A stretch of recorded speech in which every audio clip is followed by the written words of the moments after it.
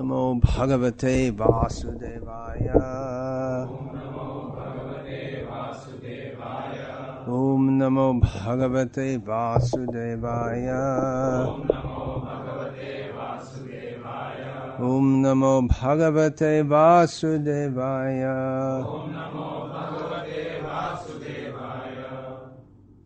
In traditional societies all over the world, youth were very strictly controlled.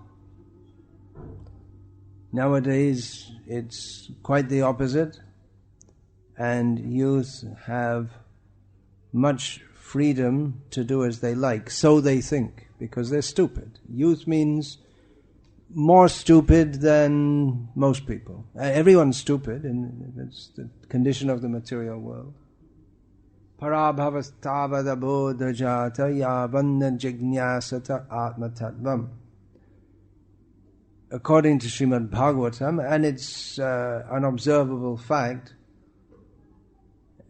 that people who do not inquire into the nature of reality, what's the meaning of life, what are we doing here, they are stupid. And that is seen in their activity. Instead of performing activities that are conducive to your own welfare, which is presumably what an intelligent person should do, right? People act against their own welfare. And you can see that people smoke, drink. When we say drink, that means alcohol. Drinking in itself is not such a bad thing. Drinking Coca-Cola, what's the benefit? Can anyone tell me what is the benefit of drinking Coca-Cola? I can tell you the benefit. What is the benefit? The benefit is that Mr. Coca-Cola, whoever owns the company, gets something more to add to his billions of dollars that he gets by selling something completely useless to the completely useless people who are stupid enough to buy it and drink it. So, if we are not focused on, if we don't know what our real self-interest is, we're just exploited by others. And this is why freedom is promoted so much in the modern age. Because then you're free to be exploited. Because people are stupid. They get exploited by materially more intelligent people who are also stupid because they're not fixated on the goal of life. This is called apaswarta parayana, being strongly attached to something which is against your own self-interest. Can you imagine? Is there anything more stupid than very strongly attached to doing what is actually against your own self-interest? And even if we think we're the body, then smoking, well, what's the good in that? But the advertisements are there that if you smoke, you're big and strong. You're not big and strong, you're just stupid, that's all. And in youth, stupidity is more. Therefore, in traditional societies, in youth, stupidity is more means that material hankerings become very strong at that time. So in traditional society, youth are strictly controlled, but that is removed nowadays, and so the youth, they don't want to listen to old people with sticks, but they're very proud and thinking that, well, we know what we're doing. These old people, what do they know? And meanwhile, they're being totally manipulated by the advertisements. You see, the fashion culture. By fashion, you should have your hair going round and round in circles, and green on the bottom, and pink in the middle, and blue on the top. Then everyone will do like that. And if then fashion becomes you shave it off with one spike going out here, another spike, then everyone will do it.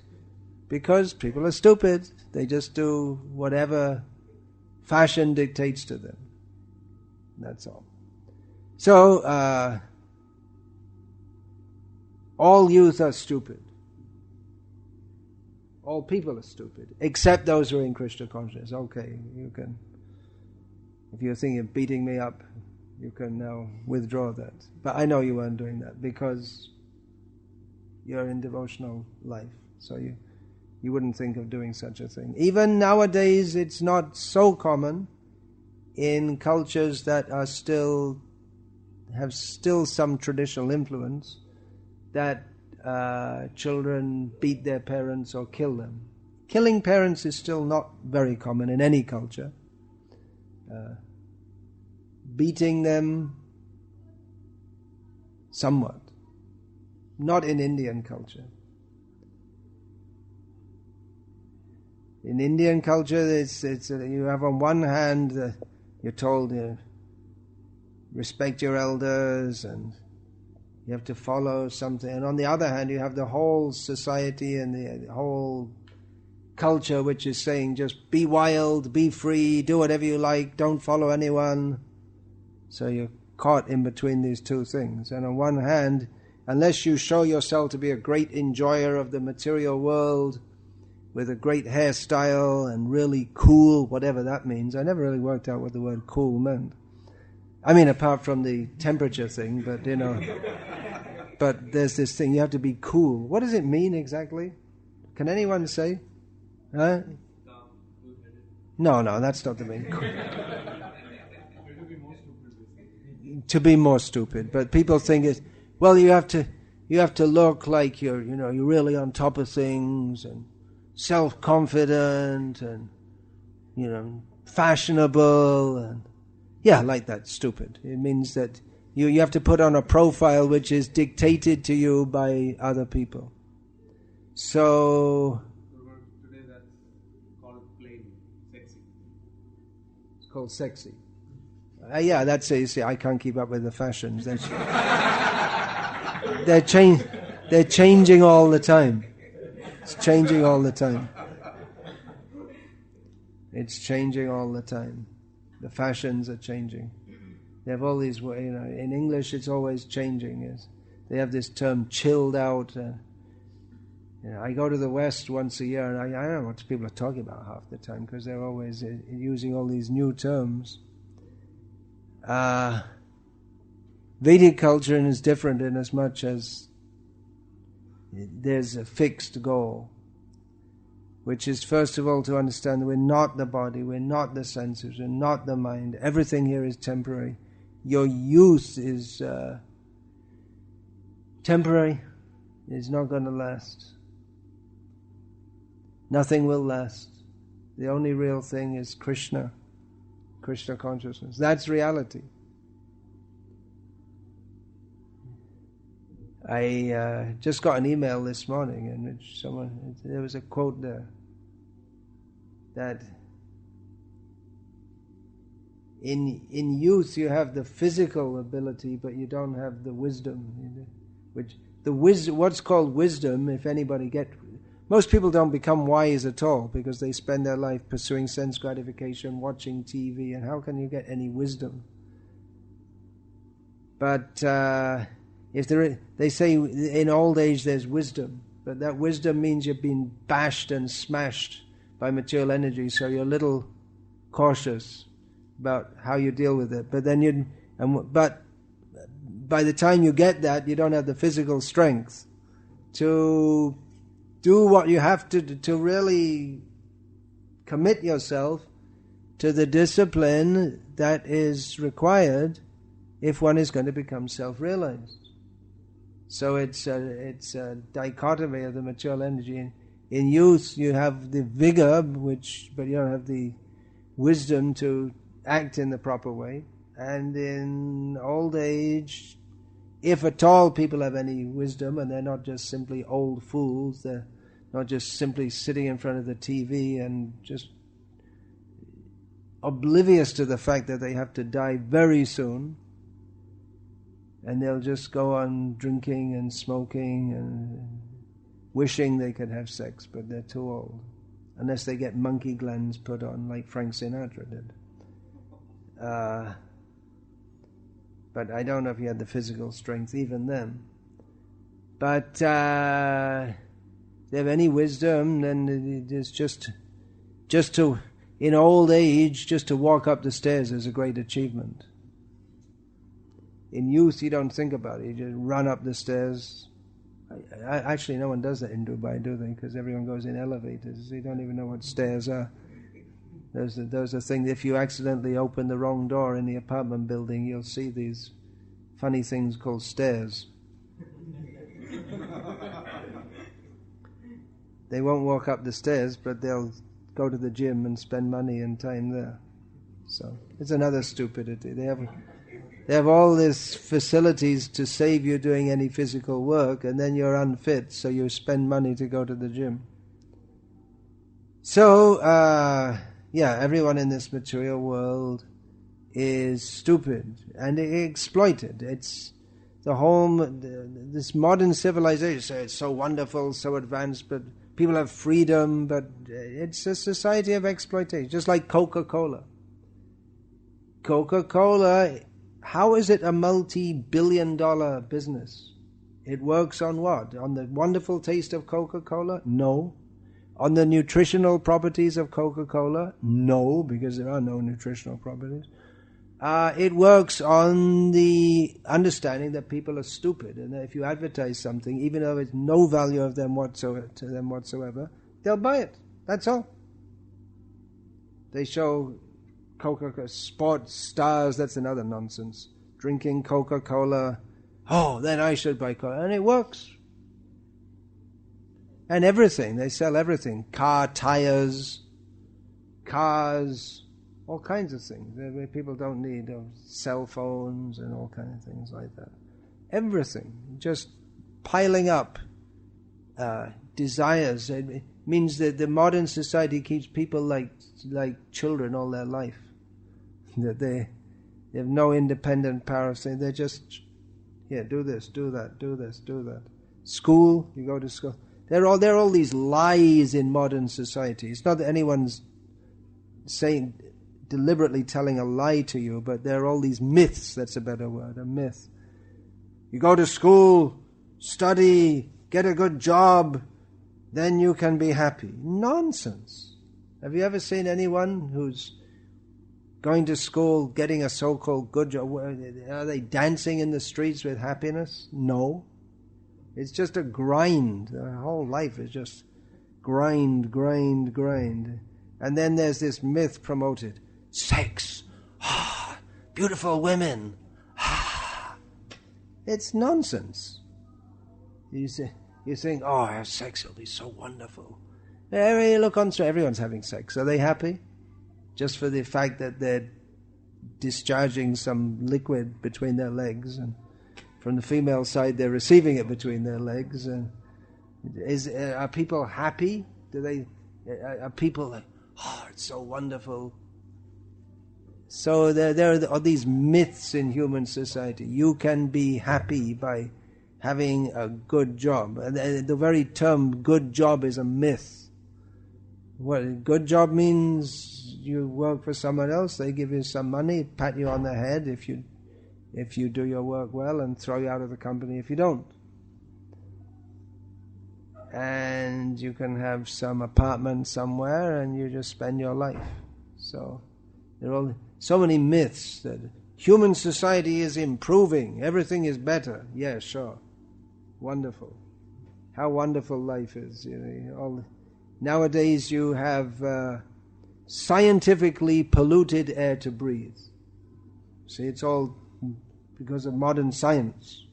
So you can see, in the past people they just breathed ordinary air, but nowadays you see it's enhanced, some special, just like the bottles of water, special minerals added, so you have special chemicals added in the air which poison you. And the water, you see, now you can buy. Before, people would just take water, but nowadays you can get specially treated water in bottles with added minerals. So advanced. Of course, you have to pay for it. And in the past, it's just unthinkable that people would pay for water to drink. But that's called advancement, folks. And by the way, you have to work to get that money to pay for the water, and to eat the food which is full of chemicals, and the salt which is causing you diabetes and all kinds of kidney problems and so on, which you don't know about because they don't tell you at school. They're not going to tell you that. They're not going to tell you all these things. So it's a whole society of cheaters and the cheated. And if you go on the internet, you'll find how this politician said this, but actually he's cheating in this way. And they're promoting this kind of food, but actually McDonald's food, but actually it's very bad for you. And you can find top to bottom it's all exploiting and all cheating. But by the way, it's not just nowadays, it's been going on since time immemorial. Nowadays, the cheating and lies and myths are in every sphere of life, but otherwise this exploitation and cheating it's just there in human society. Like for instance, nationalism, die for your country. But you don't see the leaders of the states going and dying for their countries. There's a Go out there, men! We'll give you a medal if you survive. And they play the patriotic music. Da da da da da da da da da da da da. And you go out there and you go, and then you give your life for your country and go and invade Iraq so that people back home can make sure their oil supply is there. Oh, wait, that wasn't the reason. What was the reason they invaded Iraq? What was it? Saddam Hussein. He was bastard, but they all are, some more than others. I mean, the reason, humanitarian reasons, we have to get rid of Saddam. But what about in China? They don't invade China, who invaded Tibet. When Kuwait was invaded, then the Americans came to save the Kuwaitis. When Tibet was invaded, they didn't come to save the Tibetis. So I guess there's not much oil in Tibet.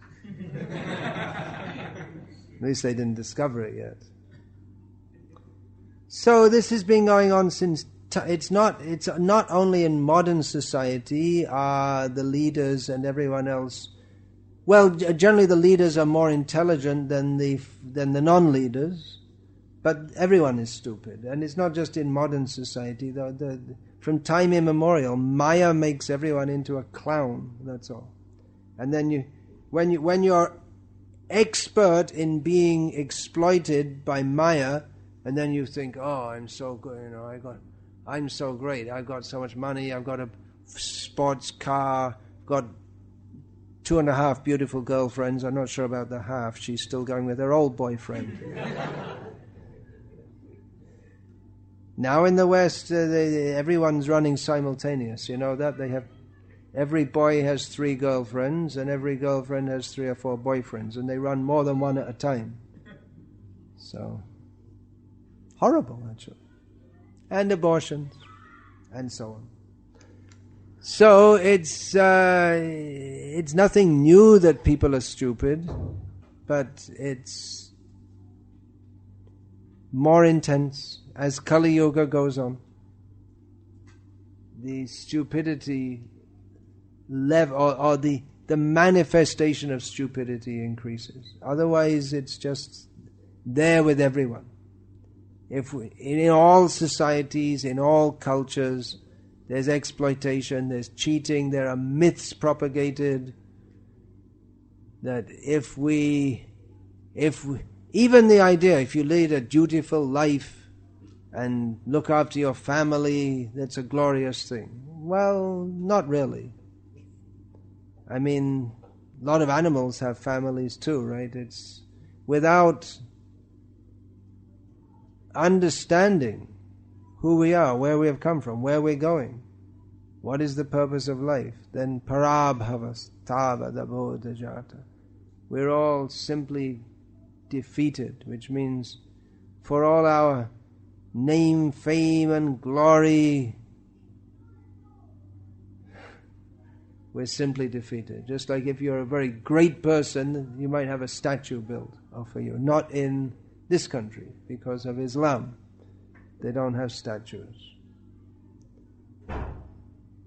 But in another country, you could have a statue built. Just like all over India, you'll find statues of Mahatma Gandhi and Dr. Ambedkar.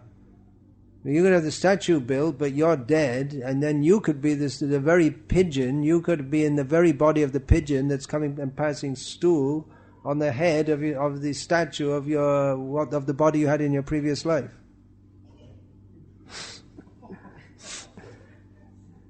So there's a statue built, and then every Gandhi Jayanti they come and they talk about Mahatma Gandhi. They have no intention of following anything that he said. And national holiday. That's Mahatma Gandhi's great contribution to modern India.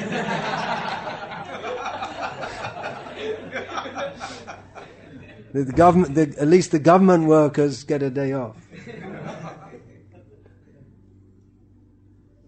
So, meanwhile, where's Mahatma Gandhi? What happened to him? Well, according to popular myth, although according to Natharam Godse, you might have heard his name, he's the person who happened to be holding the gun from which the bullet fell out and hit Mahatma Gandhi. I'm not sure. Where did it hit him? I'm not sure. I didn't study so much. Anyway, he is the assassin, and he apparently said, he never said, "Hey Ram," when he died, but anyway, if he did, good luck to him. But for all his struggles to release India from the tyranny of the British, now India is ruled by the tyranny of the Indians. You can have the satisfaction of being exploited by people born in the same country as you, rather than being exploited by people being born in a different country. That is the satisfaction you can have. So, even the great people, lauded as great heroes, what is the use of their life? What happens next? Where are you going? What? Now you're all young. Where are you going to be in 100 years from now? 100 years? What's 100 years? It's too long for me to think about. But in time, it's just like that. Where are you all going to be in 100 years from now? Ever think about that? I hope so, if you're coming to these classes. So intelligence, real intelligence, means to begin to think about these kind of things. Here I am, I don't know why I'm here, I got this body, and someone's got this kind of body and they think, this is too thin, I'd like to have a fatter body, and someone has a fatter body and thinks, it's too fat, I want to be thinner. And whatever you got, you're never fully satisfied with it. I didn't ask to land up in this situation. How did I get here? What's going to happen in future? I got to be born again into this. Got to go through all this again, getting born, and then have to watch Coca-Cola adverts all my life for another lifetime. And just we don't know what we're doing at all. That's the unspoken idea which is there, that work, earn money, enjoy yourself. Enjoy means what? You have a house, a car, they'll show you a car driving very fast, and you can enjoy that, but actually you can't drive very fast. Most of the time there are traffic jams, and if you drive fast you'll get booked for speeding, right? Have sex, and that's also, of course, that's always promoted as being the great enjoyment. But after all, the donkeys and the chickens and the frogs, and they're all doing it also. So it's not that wonderful. So we should think, what are we doing? What the hell? How did I get in this mess in the first place? How do I get out? That's an even more important question. What happens after death? Well, according to our biology classes, indirectly they say, well, what happens after death? Nothing happens, because you cease to exist, because you are the body. Or if you believe in Islam, then you go to heaven and everyone else goes to hell because God loves you. Or I don't think the Sunnis allow the Shias to go to heaven, and the Shias probably don't allow the Sunnis. Maybe they'll have a big. I don't know what happens, and I don't know what they're thinking. Jump on a horse and fly off to heaven, or something like that.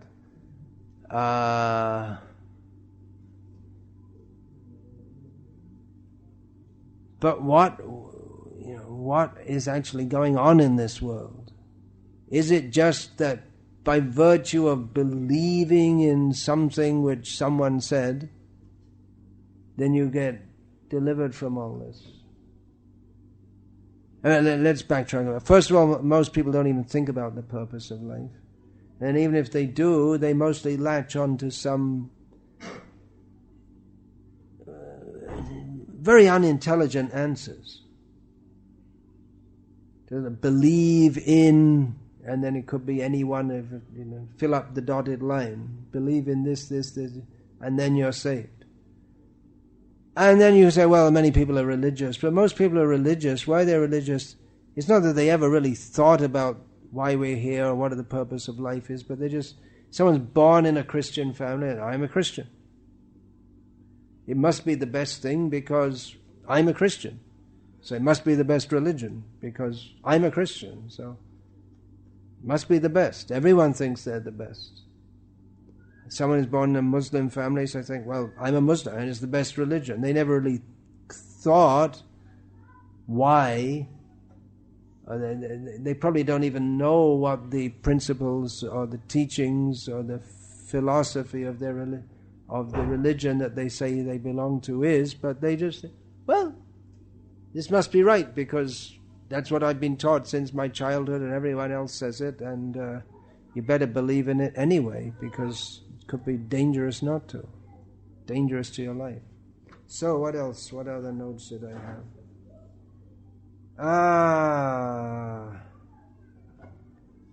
Yeah, I guess one point to be considered is that we're so much conditioned by the culture that we're raised in. So that people unthinking, most people don't think. They just think, well, everyone else around me acts like this, so I like that also. But then everyone's manipulated by the culture that they are raised in. And even in the modern West, they say, well, people have the freedom to choose whatever they like to do, but it's not exactly freedom because there is certain cultural training and certain cultural ideas, and there's the education system. You're not free to choose what education you want. You are indoctrinated with the values of the educational system that you're brought up in. So it does require an actually very intelligent person to consider what is the purpose of life and to come out of the particular box of one cultural set of stupidities that he's been placed into, and to not just take for granted because everyone else is doing it, I should do it. That's how fashion works. It's nonsense fashion. You wear, everyone has to wear their hair this way or that way or so, and it changes all the time. So it takes some good intelligence to step out of the way of thinking that has been imposed on you and think, what am I doing? Who am I? What is the purpose of life? Where are we all going?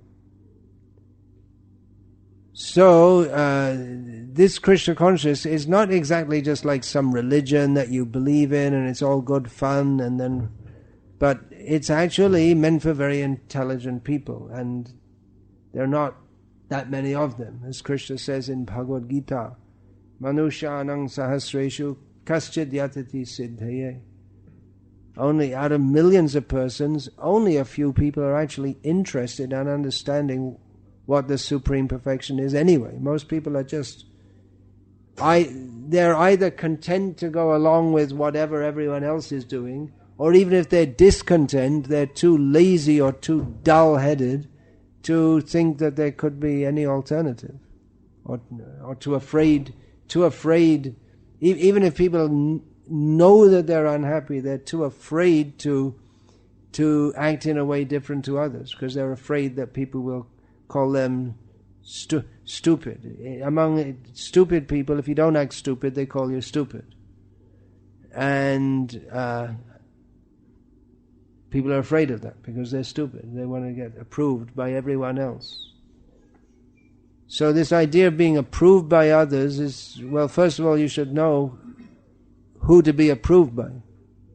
If you want to get approval, if you want to get social approval from people whose lives have no particular direction and who are just directed by others, then you join the sheep who just follow everyone else. I had a few other points here. Oh yeah, and talking about the myths that are propagated, the things you aren't told. You aren't told about the manipulation of the economic system. You probably have some insights on that, working in high-level banking. How the whole economic system is that a few people have lots of money, and everyone else gets a few crumbs, and all kinds of things. On one hand, they have propaganda against drugs, but on the other hand, it's a huge business going on all over the world, and who's doing it? It's not just some guy sitting in a cellar. It's the big rich people in the world. How they get big and rich? By exploiting others. Money, there's illegal money laundering and legal money laundering. Legal money laundering is called Dubai. No questions asked. And of course, another of the great businesses of the world is selling arms. Lots of money in it. So wars are required. So that wars are great for making money. So there are so many things that we're not told. I don't know in this country, but in India, for instance, just one small example, one great improvement of modern life over in the primitive ages when people didn't have scientific advancement is that nowadays we have free-flowing salt. You see, instead of lumps, you can just pour it out and it flows and it doesn't form lumps. So there's just some little chemical added there. Of course, they don't tell you that those chemicals, they're severely adverse for your health. And why are so many dialysis machines being imported to India for treating diabetes patients? Well, a major cause is because their kidneys are all messed up by all these chemicals which are in the salt. So a little bit of salt, what's a little bit of salt? But it's full of chemicals. Did you know that, Mr. Doctor? Apollo Hospital doctor? Do they tell you? Many things happening because of so-called advancement and this production. But why does the government allow that? I mean, we should know, you know as a doctor, that, for instance, refined salt is extremely adverse for health. Why is there so much diabetes? That's not the only reason. That's one of the reasons. The government, the people they don't know, they know. But, money talks. It's a business. Mass production of salt is a business. They're approving hospital openings. Many big hospitals they're getting open. But simultaneously, things which are very detrimental for health, they're approving that also. It's approved, yeah. And the food we eat is full of poisonous chemicals. Why should the governments allow sale of tobacco? It's a business. Just outside hospitals, they are saying no, but the outside hospitals, people are coming with lung problems, bronchitis, lung cigarettes, smokers are there. They're not doing anything. This oil is so polluting. There are energy alternatives, but the governments, they want to bring in oil because it's a big business. So there's so many lies propagated, and we hear about all these conspiracies, Jewish conspiracy to run the world, and George Bush was supposed to be in cahoots with Osama bin Laden and all this kind of thing. There's some movie made about this, how the swine flu myth was started by the UN. There are so many things like this. Well, it says that on the internet. You don't know if it's true or not. It might be. It's quite possible. There are all kinds of things like that going around. So what did I want to say? Yeah, if people had the full freedom to know all these things, would their attitudes change? Maybe. But the thing is, while some people are exploiting and other people are being exploited, but in the meantime, everyone's missing the real purpose of life. I mean, there is a large body of circumstantial effort that many of the people who are leaders of modern society are deliberately manipulating in various ways to the tremendous detriment of the mass of the world population. I think if anyone who takes a little look at alternative sites on the internet can understand that, right? So people are pointing out the politicians are cheating, the food companies are cheating, the courts are cheating. Now this actor got only 3 years in jail for collaborating with killing hundreds of Indian citizens, and he got 3 years in jail. And they're protesting, why did he get 3 years in jail? We want to watch him jumping around on a Bollywood screen. He's a traitor. Should be shot. But he's a big guy, so he only gets 3 years in jail. So there's this idea that people should choose, they have their own opinion and choose what they want to do. But most people, they don't have the intelligence to do so, actually. Most people just... Because people want sense gratification. What do they care? Okay, the politicians are cheating us. Okay, anyway, drink some beer and forget it all. Watch the sports, forget it all. Go to the prostitute or dial them up, call a prostitute, and just forget it all.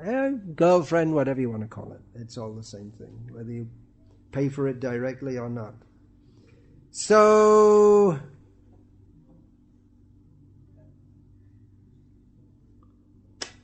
devotees know what is right. Sounds very arrogant, doesn't it? Everyone says, we know what's right. We know what's right. You don't know. All you people are foolish. Well, that's what Srimad Bhagavatam says. Why should you believe that? Something written some long time ago by people who... They didn't know... They never went to the moon. They didn't know what DNA was, or genes, or RNA, and they didn't have computers. They didn't have advanced medical techniques. So what do all these people know? Well, actually in Vedic culture there were advanced medical techniques and all kinds of knowledge, advanced material knowledge, but the fact remains the same, whether or not we have computers or space rockets. Parabhavastava abodhajata yavanna jignasata atmatavam. People are just foolishly wasting their lives, defeated, if they don't inquire into what is the purpose of life. I guess I'm speaking too long for youth, right? We're told that they can't listen for more than 10 minutes. Their mind is too agitated. They have to look in their iPod, or you can't. Well, you're all listening. I guess you're more intelligent youth than most. Or maybe you're just wishing, damn it, I wish I wasn't here. But these are important things. These are important things to consider. Okay, we're saying this is right. So you look and see. You can't study all the philosophies in the world and all the ways of life in the world. But you are in contact with this, so study and see. What is the purpose of life? What happens after death? These are the important questions. The Vedic answers are excellent answers. For instance, that we get a certain situation according to what we do in our previous lives, that makes a lot of sense, doesn't it? What goes around comes around. For every action there is an equal and opposite reaction. So it's true on the subtle sphere also. You may think I can beat up an old woman in an alley and no one will. I don't think that's done in Dubai. In England it's quite possible. It's more advanced. Raping old women, all kind of unimaginable things. So you might think, well, I can get away with it. But no, sir. You cannot get away with it. There are cosmic, karmic laws.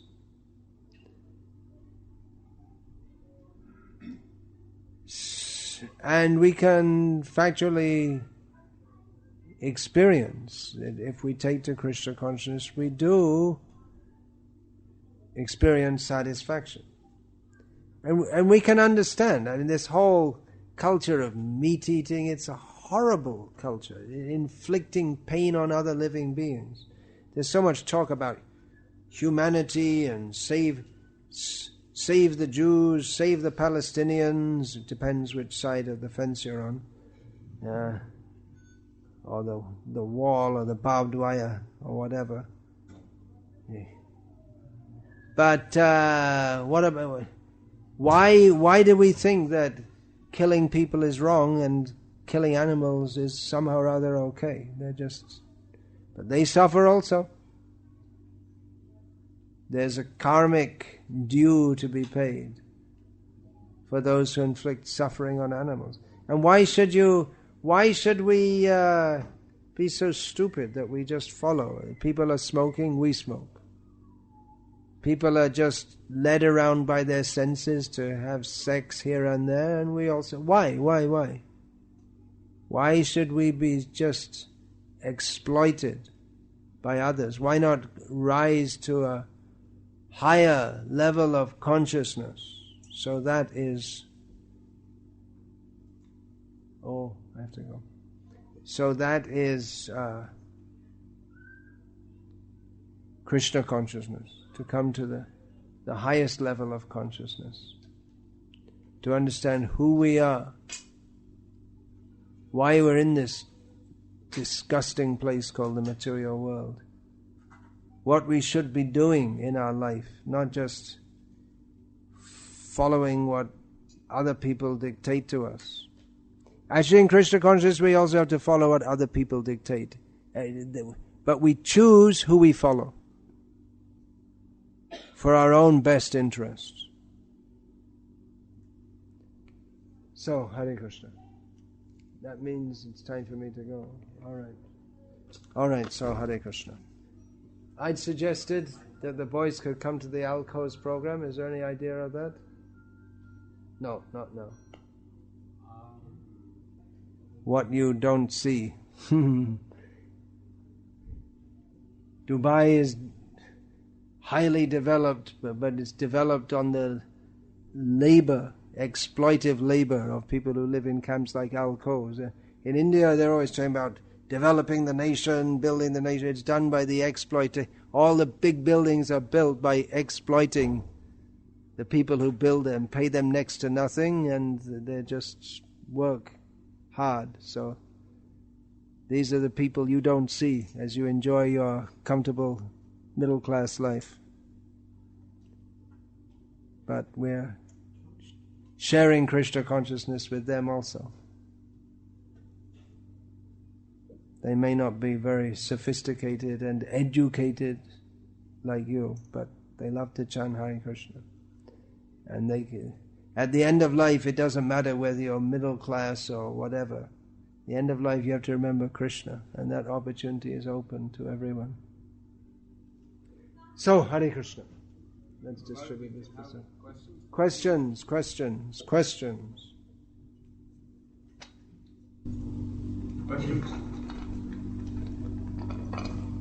Yes, bro.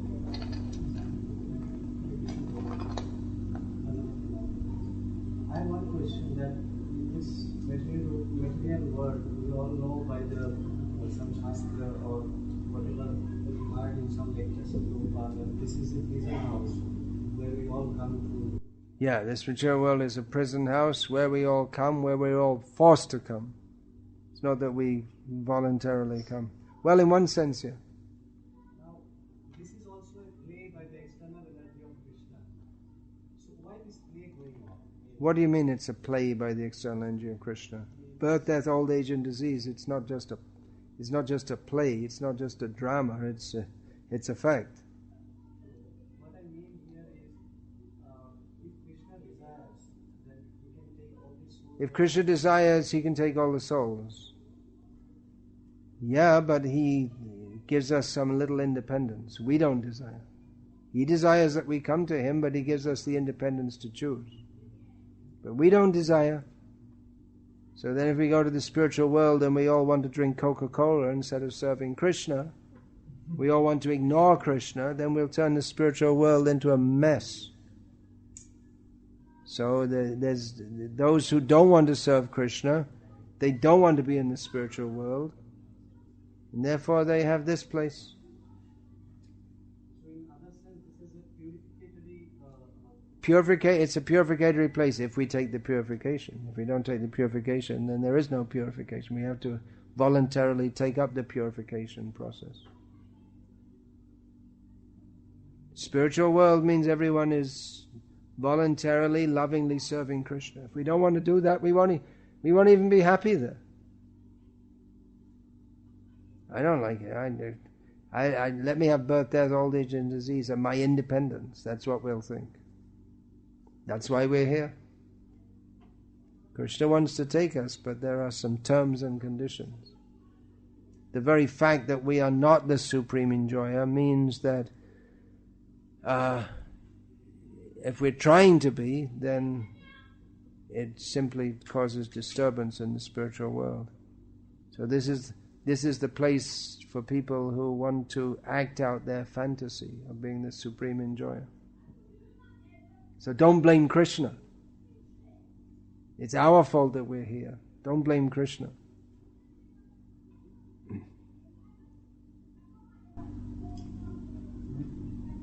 Maybe out of the class content, we were discussing about how Mahaprabhu took initiation from Keshav Bharati. Sri Chaitanya Mahaprabhu accepted sannyas from Keshava Bharati. What we're trying to understand is there were other Vaishnava gurus at that point in time. There were other Vaishnava gurus. He took sannyas from a sannyasi. That you take sannyas from a sannyasi. Chaitanya Mahaprabhu had taken Vaishnava sannyas from Ishwarapuri previously. There were no Vaishnava sannyasis in that area at the time. So Chaitanya Mahaprabhu, to enact his pastime of taking sannyas, he did so from Keshava Bharati. Now just to add to the myths, today's younger Myths, there are millions of them. the younger generation is like, the superhero movies, they get really... The superhero movies. What's Superman? What nonsense. Superman, Batman, Spider-Man. It's just complete nonsense. Star Wars.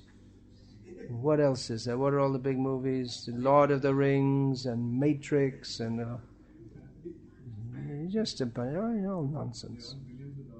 Yeah, people are stupid. Intelligence begins when you have the sense to turn the TV off. It's indoctrination.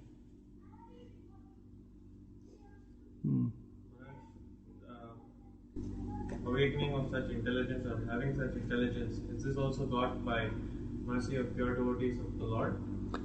Pure awakening of intelligence will pure devotees give the opportunity to have access to this knowledge. We have to take it also. Mercy is given, but we have to take it also. By listening, by serving, by cultivating. There's a common myth in ISKCON. Don't mind me saying, but it's not that because there's a word ISKCON that no Maya can enter there, that you just have a guru and that's it, and then you get all this mercy. Which is true, gurus are meant for mercy, but how do they give the mercy? By giving instructions which you're meant to follow. Srila Prabhupada literally spoke spiritual knowledge day and night. So the mercy means, to get Prabhupada's mercy, we have to hear that and listen to that and take instruction.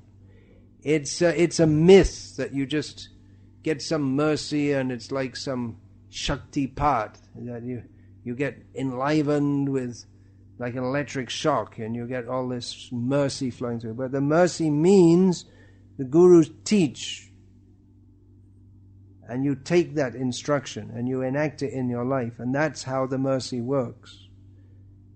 Otherwise it's the standard Hindu mythology that you have a guru and you don't, it's just some kind of blessing machine, that's all. Initiating come blessing machine. Yes.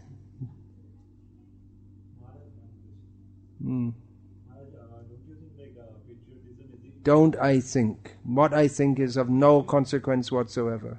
I'm completely insignificant. My opinion, your opinion, it's all useless. What's the fact? What's the truth? The very question, what do you think? It reveals, don't mind me saying so, but indoctrination by the stupidity of the modern society, in which they give so much credence to what people think. And they go on the street and they ask, well, what do you think about this, this? Well, I think, blah, blah, blah, blah, blah. What is that?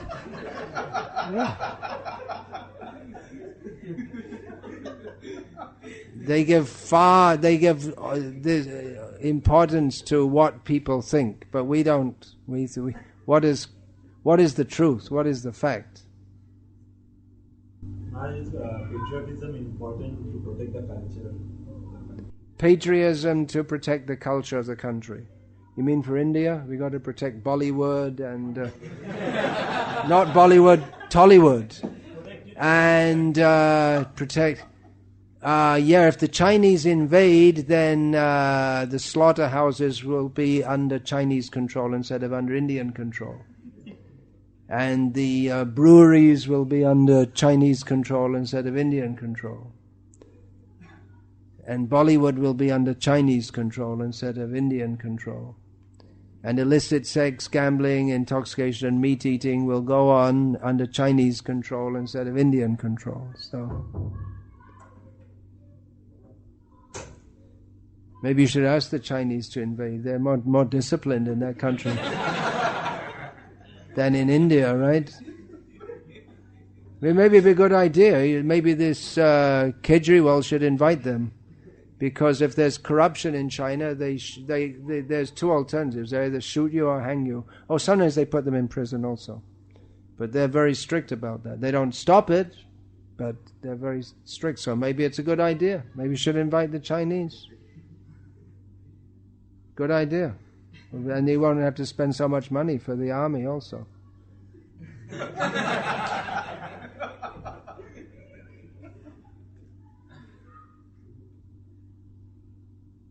What is the use of being patriotic for a demoniac country? India is a demoniac country. They're proudly now the biggest exporters of beef in the world. Government is promoting that. Don't think it's only Congress. The more slaughterhouses were opened during the BJP rule than at any other time previously. So that's another myth that India, we're protecting the culture. Not at all. The British, when they were more concerned to maintain the, for want of a better word, Hindu culture, than after independence. They were very all the standards have to be kept because they wanted to they didn't want to stir up a religious brouhaha or disturbance. But then when the first Prime Minister of India was a Brahmin who ate beef and encouraged, personally indulged in illicit sex and so many things, and then people blindly followed. What the British couldn't do, the Indians after Indian independence could do. Mahatma Gandhi, another of his great contributions to modern India is cow slaughter. The whole Indian independence movement was going on that we have to save our culture, and one of the prime parts of the culture that the people who gave their lives for the independence movement, they wanted to stop cow slaughter. So then India got their so-called independence, and they want to stop cow slaughter. Mahatma Gandhi said no, should be allowed. Muslims wanted, Christians wanted, so it should be allowed. And they all said, Mahatma Gandhi ki jai ho, and since that time millions of cows have been slaughtered in India. And you wonder why certain gentleman from Porbandar got shot. So, patriotism to protect the culture, this is another myth that you're bought into. And so then, how can we, if we say that the present Indian society is very degraded, how do we connect this? I don't think that China should invade. Definitely the Indian army should protect, but then what are you protecting?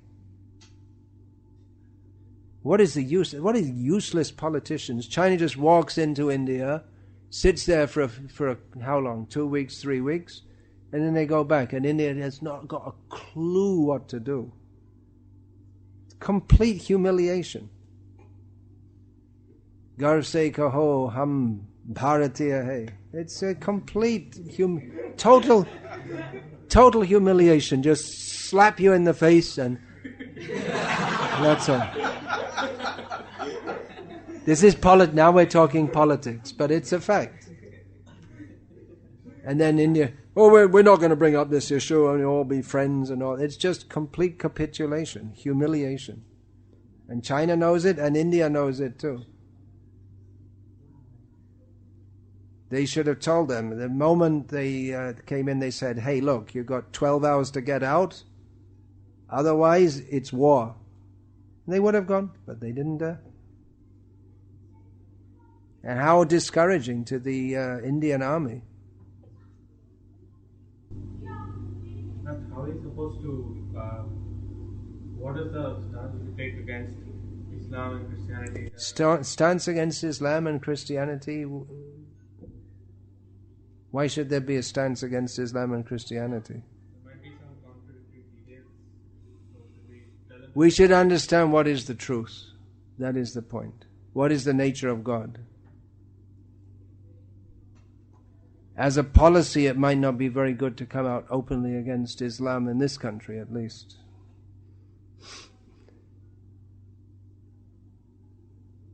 It's a bold thing to do anywhere in the world. But we shouldn't say we're against Islam. In principle, the idea of Islam, surrender to God, is very good. But there are certain things which we can say that it's the understanding is it needs improving. Any religious system which is based on violence cannot be unnecessary violence cannot be considered very advanced. I'm not talking about the what is called terrorism, which is widely associated with Islam, although it's only a small number of people who subscribe to Islam who engage in that. But animal slaughter is required in mainstream Islam. So that cannot be considered godly. We may put it in other terms. Probably the best thing to do is to promote the reality of reincarnation. And that automatically leaves all these religions in the nowhere, because their whole religion is based on the one life theory. So what are you going to do about all of this? I had some friends who would come and ask sometimes. They say, well, my religion says something like this. So I was always in a dilemma. Maybe it's considered Upadharma, so maybe should I tell them that there are high principles that should be accepted, or should I say maybe... I'm not sure exactly what they said, and it's probably too complex to get into here and now. You have to be well educated. But apart from your friends who casually ask you questions, you could take a rigorous training in Vaishnava philosophy and preach to the world. You could do. All of you could do. All of you young men.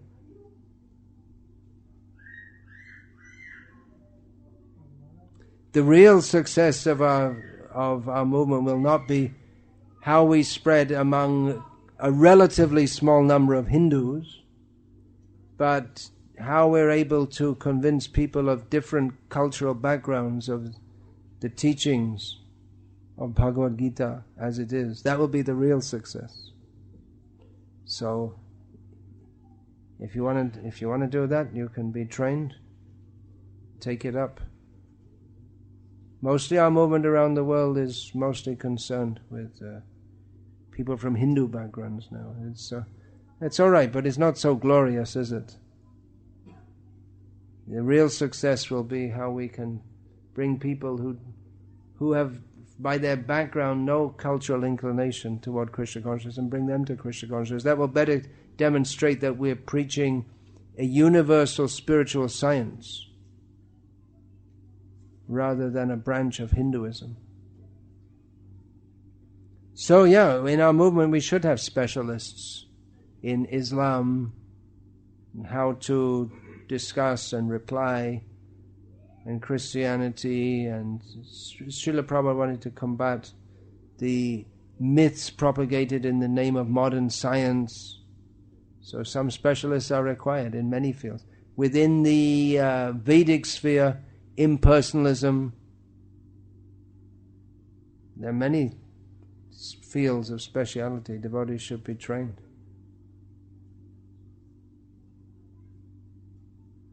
How to take this up. So you could be also. Do Islam and Christianity also come under the category of literatures and pursuits of Vedic?